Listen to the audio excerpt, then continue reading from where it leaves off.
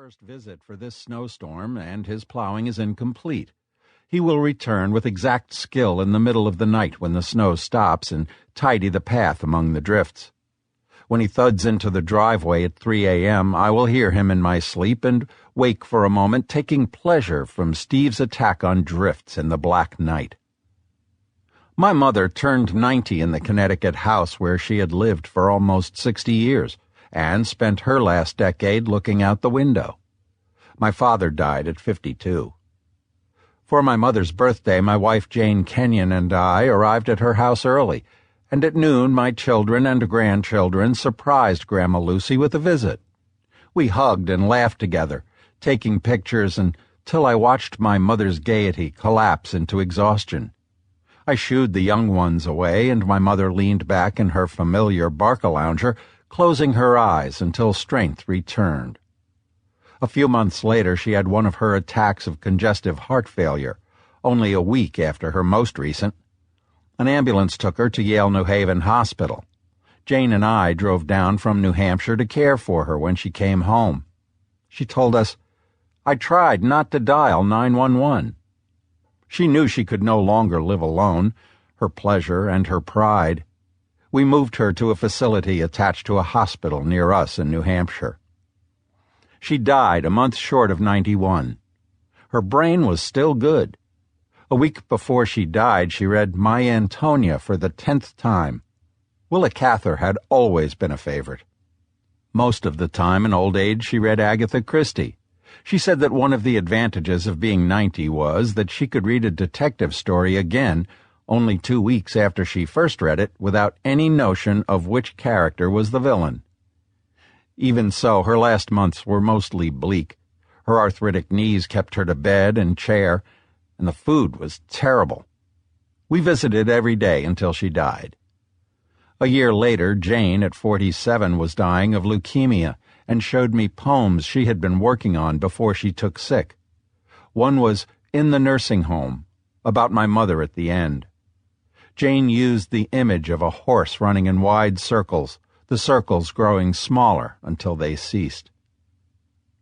20 years later, my circles narrow. Each season my balance gets worse, and sometimes I fall. I no longer cook for myself, but microwave widower food, mostly Stouffer's. My fingers are clumsy and slow with buttons. This winter I wear warm pullover shirts. My mother spent her last decade in caftans. For years I drove slowly and cautiously, but when I was 80 I had 2 accidents. I stopped driving before I killed somebody, and now when I shop or see a doctor, someone has to drive me. If I fly to do a poetry reading, my dear companion Linda Cunhart, who lives an hour away, must wheelchair me through airport and security. I read my poems sitting down.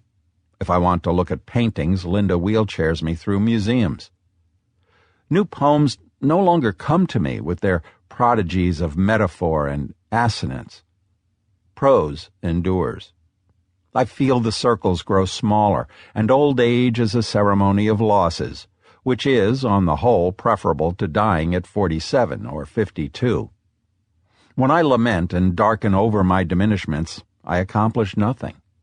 It's better to sit at the window all day, pleased to watch birds, barns, and flowers. It is a pleasure to write about what I do. Generation after generation, my family's old people sat at this window to watch the year. There are beds in this house where babies were born, where the same babies died 80 years later. My grandmother Kate lived to be 97. Kate's daughter, my mother, owed her early death to 2 packs a day. Unfiltered Chesterfields first, then filtered Kents.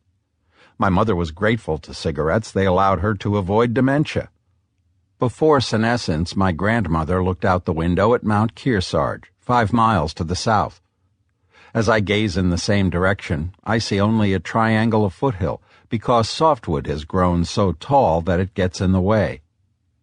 When Kate was a child here, elms blocked the foothill. They grew tall on both sides of Route 4, some of them high enough to meet over the center of the road. When she was 94, she stumbled on the porch outside the window.